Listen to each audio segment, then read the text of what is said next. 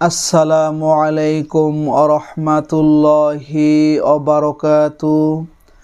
আপনারা দেখছেন মফিদি মিডিয়া, সাথে আছি আমি মনসুরুল হক মফিদি।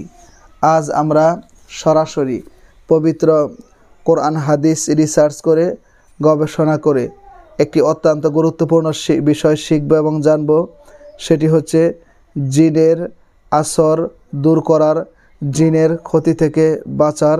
হ্যাঁ, একদম 100% কার্যকারী ইনশাল্লাহ, এবং সবচাইতে সহজ ও ছোট দোয়া আমরা শিখে নিব। ঠিক আছে, এই দোয়াটি যদি আপনি শিখেন ইনশাল্লাহ খারাপ জিন আর কখনো আপনার সাথে খারাপই করতে পারবে না।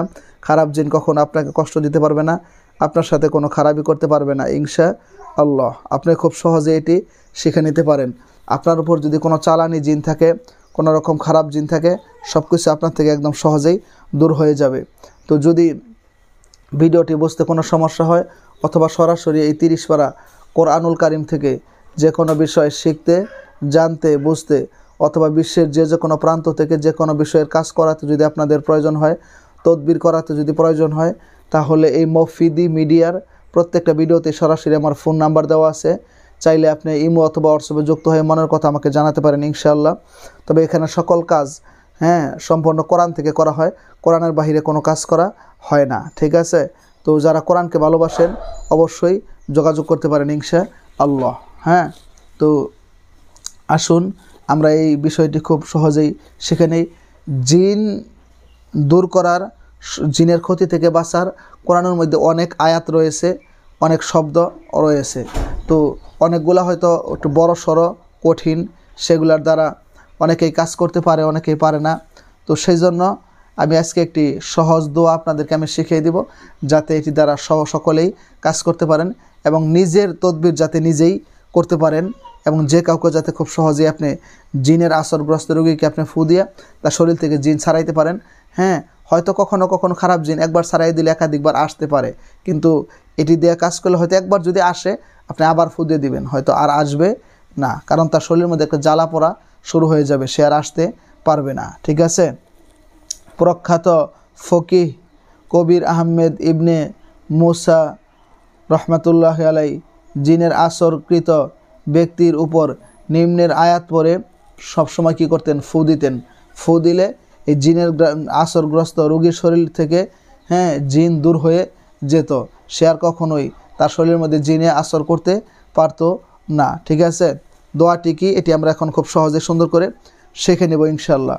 দোয়াটি আমার সাথে আপনারা বলেন, 3 বার করে পরে আপনার শরীরের মধ্যে 3টি দম করে দিবেন, 3টি ফু আপনি দিয়ে দিবেন ইনশাআল্লাহ। ঠিক আছে, দোয়াটি হচ্ছে, আমার সাথে আপনারা বলেন, কুলিল্লাহু আযিনা লাকুম আম আলাল্লাহি তাফতারুন। কুলিল্লাহু আযিনা লাকুম আম আলাল্লাহি তাফতারুন। আবার বলছি, কুলিল্লাহু আযিনা লাকুম আম আলাল্লাহি তাফতারুন। আপনি সুন্দর করে শিখে নেবেন, সহজ শব্দ, ছোট শব্দ। কুলিল্লাহু আযিনা লাকুম আম আলাল্লাহি তাফতারুন। 3 বার করে পরে 3টি দম, 3টি ফু শরীরের মধ্যে দেবেন ইনশাআল্লাহ। শো শো শো ইনশাআল্লাহ। ঠিক আছে, দেখবেন তার শরীর থেকে ইনশাআল্লাহ একদম খুব সহজেই জিন দূর হয়ে যাবে। আল্লাহ পাক রব্বুল আলামিনের রহমতে খুব তাড়াতাড়ি, খুব সহজেই দূর হয়ে যাবে ইনশাআল্লাহ। ঠিক আছে, তো যদি ভিডিওটি আপনাদের কাছে সামান্য একটু ভালো লেগে থাকে তাহলে অবশ্যই ভিডিওটিতে একটি লাইক দিয়ে দিবেন, পারলে অন্যান্য সোশ্যাল মিডিয়াতে শেয়ার করে দিবেন, এবং সাবস্ক্রাইব করে অবশ্যই এই মফিদি পরিবার সদস্য হয়ে আপনাদেরকে থেকে যাওয়ার জন্য বিনীতভাবে অনুরোধ করছি। এবং যে কোনো সমস্যায়, যে কোনো প্রয়োজনে কেউ যদি এরকম জিনের আসরগ্রস্ত রোগী যদি থাকে বা কেউ চালানে জিনের শিকার হন, আপনি বিশ্বের যে কোনো প্রান্ত থেকে এই মফিদি মিডিয়ার প্রত্যেকটা ভিডিওতে আমার ফোন নাম্বার দেওয়া থাকে, চাইলে আপনি যোগাযোগ করে আপনার মনের কথাটা আমাকে জানাতে পারেন এবং খুব সহজেই আপনি দ্রুত একটা সমাধান পেতে পারেন ইনশাআল্লাহ। আল্লাহ। ঠিক আছে, তো সেই প্রত্যাশা আজকের মতো এখানে বিদায় নিচ্ছি।